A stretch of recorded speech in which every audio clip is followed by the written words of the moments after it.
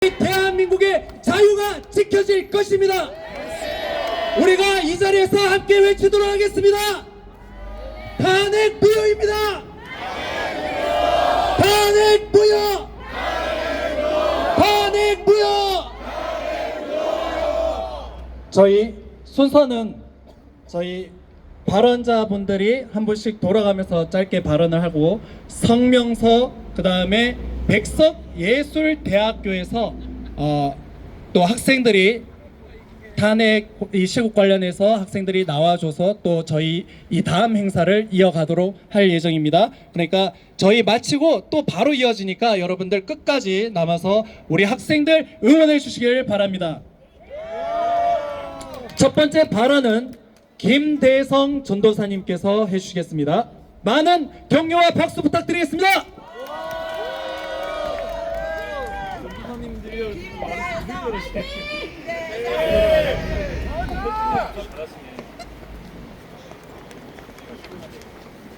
셋, 마이크 테스트 하나 둘 감사합니다. 전 본학교 신학대학원 2학년 김대성 전도사 김대성 전도사입니다. 반갑습니다. 네, 사실 여기까지 나오기까지 많은 시간이 흘렀습니다. 오래전부터 이 대한민국이 무너져가는 모습을 천천히 보면서 이런데도 왜 사람들이 가만히 있을까 하면서 혼자서 바보가 되고 미친놈이 됐던 시절부터 네, 이렇게 여기까지 오게 됐습니다. 그동안 사실 돌아보면은 용기가 없어서 혹시 누군가 나를 어떻게 볼까, 누군가 나를 어떻게 생각할까, 카페나 이런 데서 사람들과 얘기할 때 숨죽여서 얘기했던 시절들이 있었습니다. 여기 계신 분들 다 그랬을 거라고 생각합니다. 하지만 오늘 정말 자신 있게 연사해 보도록 하겠습니다. 네, 박수 한번 주십시오.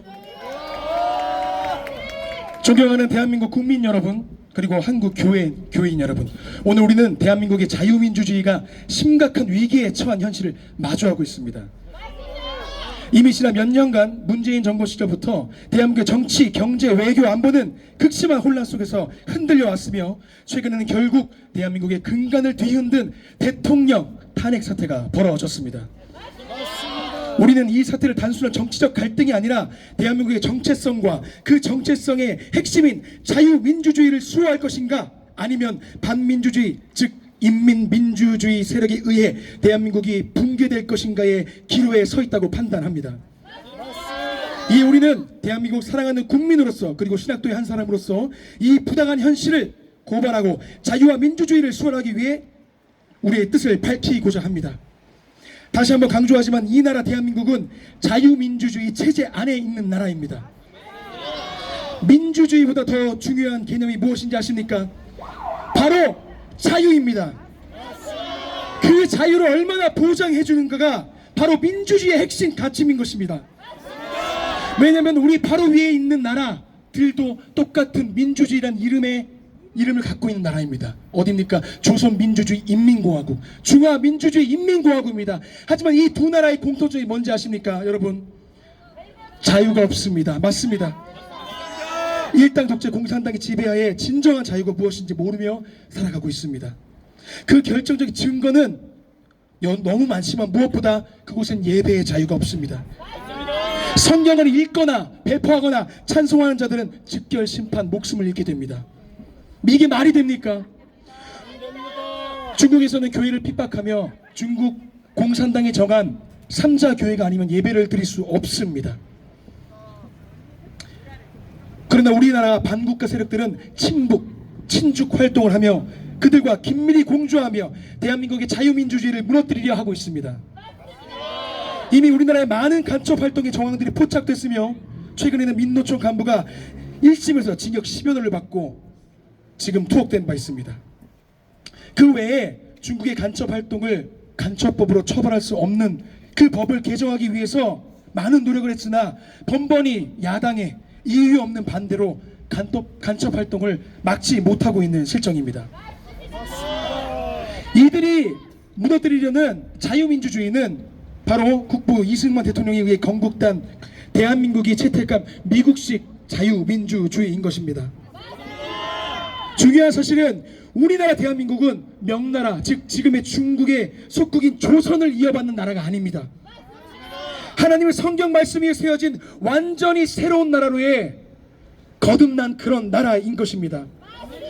이 자유민주주의의 가치는 개인의 자유, 법치주의, 신앙의 자유, 시장경제, 그리고 견제와 균형을 원칙으로 중심으로 한 정치 시스템을 기반으로 하는 것입니다. 이는 미국의 건국 정신과 특히의 성경적 가치에 비롯된 것입니다.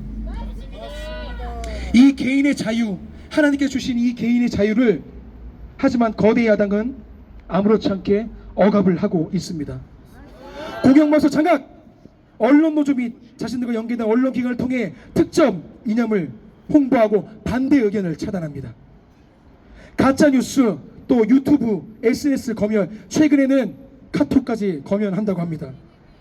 정말 이렇게 우리의 자유를 억압하는 이 야당, 우리는 가만두어서는 안 될 것입니다.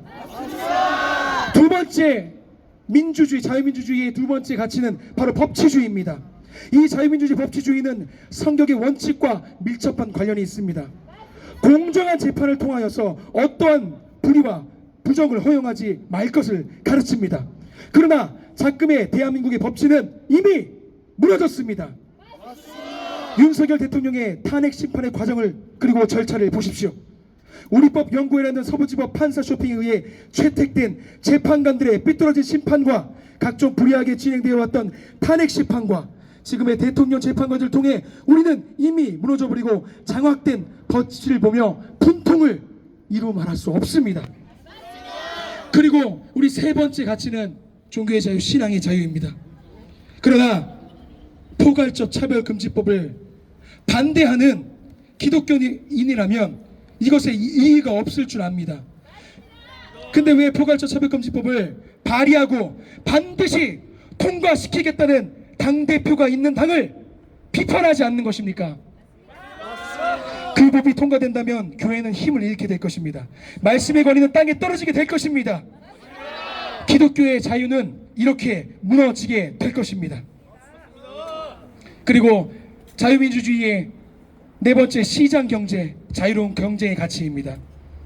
이 미국의 경제체제는 자본주의 자유시장 경제를 기반으로 하고 있습니다.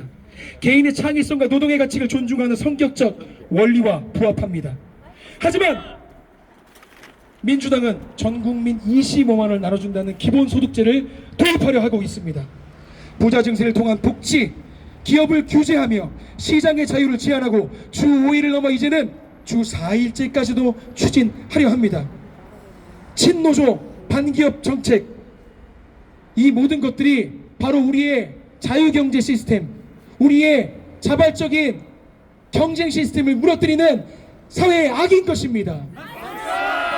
마지막으로 견제와 균형의 원칙, 자유민주 정치 시스템은 입법부, 행정부, 사법부, 삼권분립의 원칙을 통해 권력의 균형을 유지합니다. 이것은 성경의 가치와도 맞닿아 있습니다. 인간의 본성은 타락했기 때문에 힘이 한 곳으로 몰리게 된다면 타락하고 말 것입니다. 그래서 이 상권분립은 굉장히 중요합니다. 하지만 이번 계엄 사태를 통해서 우리 모든 국민들이 알게 된 사실은 이 상권분립, 이 입법부, 행정부, 사법부가 이미 거대 야당에 의해서 다 장악당했음을 보고 있습니다. 무너져가는 대한민국을 위해 최후의 보류인 계엄의 모습을 빌린 국민 호소를 했던 대통령을 단 며칠 만에 탄핵을 통과시키고 부당한 방법으로 수사권, 기소권도 없는 공수처가 영장 쇼핑을 통하여서 대통령을 불법으로 체포하고 재판에 넘기고 졸속으로 재판을 진행하고 있음을 보았습니다. 이에 반대로 거대 야당의 대표는 말할 수 없는 많은 범죄에 연루되어 있는데 이 재판들은 몇 년째 연기가 되고 있으며 제대로 재판도 이루어지지도 않고 있음을 보고 있습니다. 이미 우리는 입법, 행정, 사법부가 다 무너졌고 이미 장악됐음을 보고 있습니다.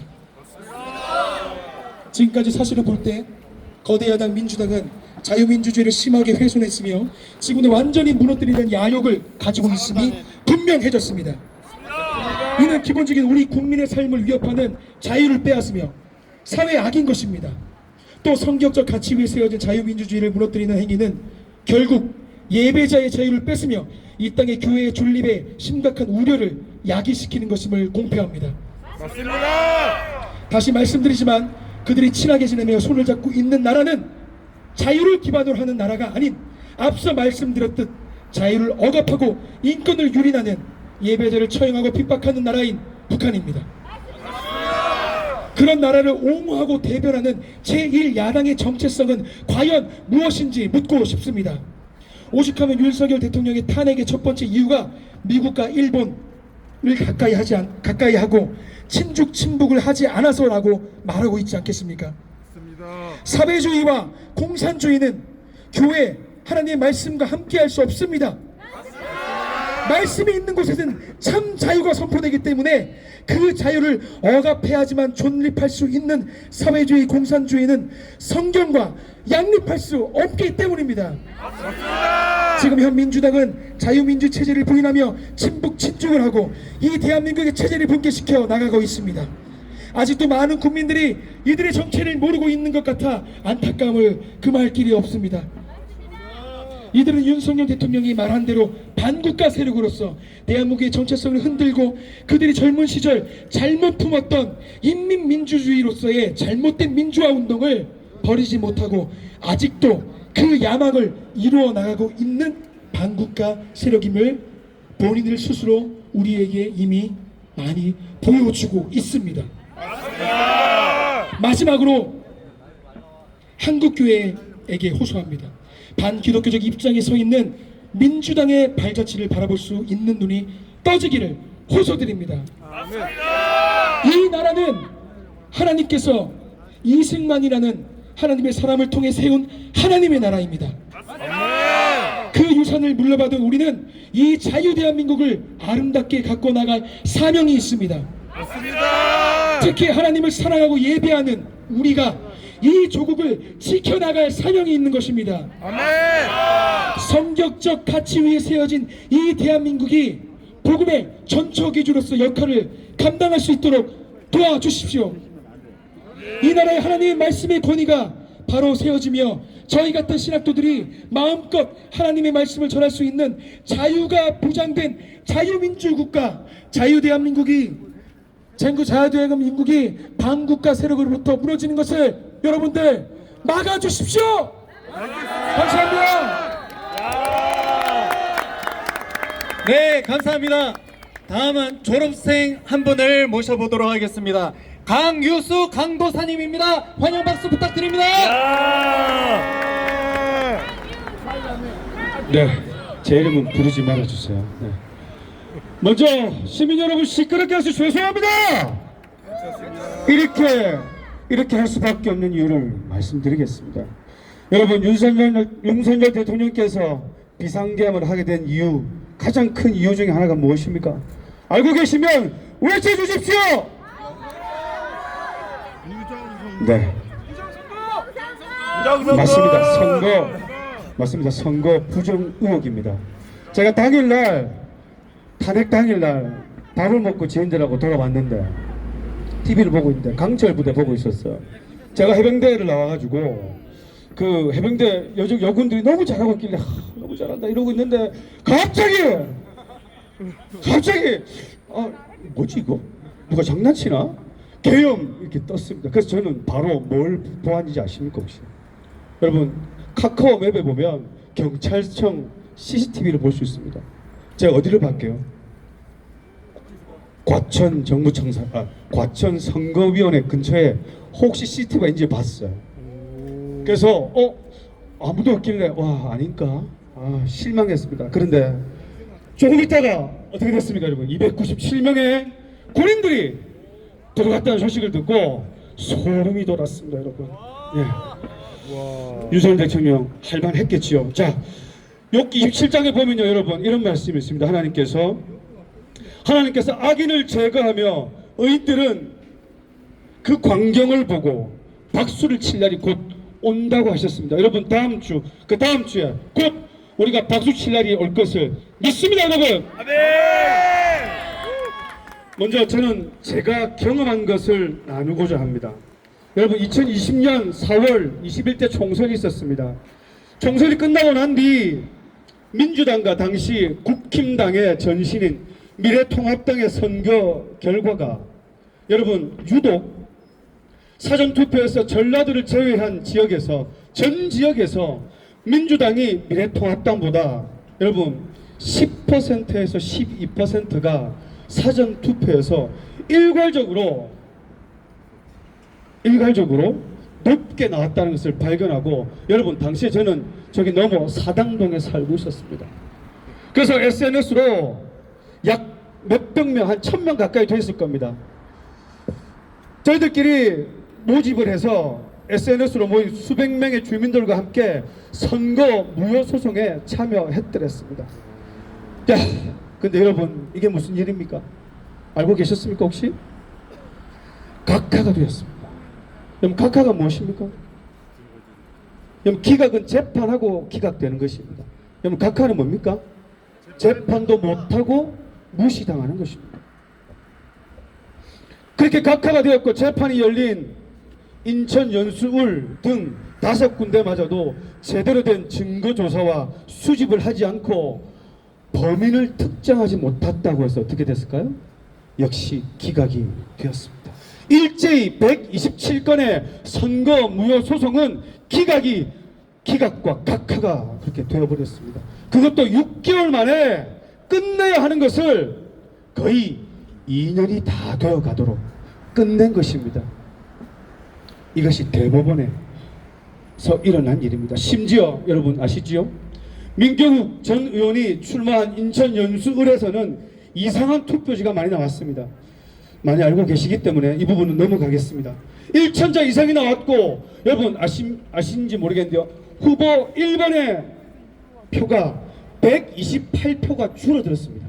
다시 집계를 했는데 10표도 아니고 128표가 줄어들었고요. 2번 민경욱 의원의 표가 151표가 늘어났습니다. 그럼 다시 집계했습니다. 대법원에서. 심지어 4번 후보는요. 얼마 득표를 원래 못 받지 않았겠습니까? 그런데요. 69표가 부정을 하다 보니까 69표가 늘어가지고요. 몇 퍼센트가 늘어났을까요? 1%, 10%? 아니죠. 16% 이상이 늘어났습니다. 이런 집계를 하고도 이상함을 못 느낀다면 정상적인 상황이 아니라고 생각합니다. 잘못된 집계 결과가 나왔는데 기각이 되어버렸습니다. 그리고 저는 또 서울 도봉구와 영등포 그리고 부산 사을 몇 군데 등에서 선거 무효 소송이 여러분 받아들여지면 증거 보존 절차를 판사와 함께 하게 됩니다. 제가 그곳을 참관하게 된 적이 있습니다. 역시 많은 시민들이 나왔습니다. 걱정되는 시민들이 나와서 도대체 어떻게 진행이 되나 살펴보았습니다. 여러분 그런데 선관위에서 차에 실어가지고 이제 법원으로 가야 되는데요. 선관위에서 밀봉을 해야 되지 않습니까? 그리고 차에 실어야 되는데 제가 그 장면을 목격했어요. 유권자들의 소중한 표가 어떤 박스에 실려서 나왔는지 알고 계십니까? 맞습니다. 기린도 아니고요. SPC도 아니고 삼립빵 박스에 실려서 나오는 것을 목격했습니다. 이게 정상입니까 여러분? 정상이 아닙니다 여러분. 맞습니다. 순간 선관위가 돈이 없나? 예산이 없나? 뭐 이런 생각을 했습니다. 자 여러분 작년부터 올해 얼마 전까지 계속 선관위 채용 비리가 터졌지 않습니까? 그리고 직무 태만한 직원을 조사했더니 수십 차례 187일 동안 해외 여행을 간 직원에게 3,800만이나 되는 월급을 지급한 사실이 드러났습니다. 돈이 없겠구나. 빵박스에 담을 수밖에 없겠구나. 뭐 이런 생각을 했습니다 여러분. 여러분 헌법 제1조에는 뭐라고 적혔습니까? 같이 한번 외쳐볼까요? 대한민국은 민주공화국이다 되어 있습니다. 그죠? 네, 헷갈렸습니다. 자, 그리고 1조 1항이 그렇고 1조 2항부터는 어떻게 되어 있습니까? 그 민주공화국에서 가장 최고의 가치로 여겨야 될 2항이 나옵니다. 대한민국 주권은 국민에게 있고 모든 권력은 국민으로부터 나온다고 했습니다.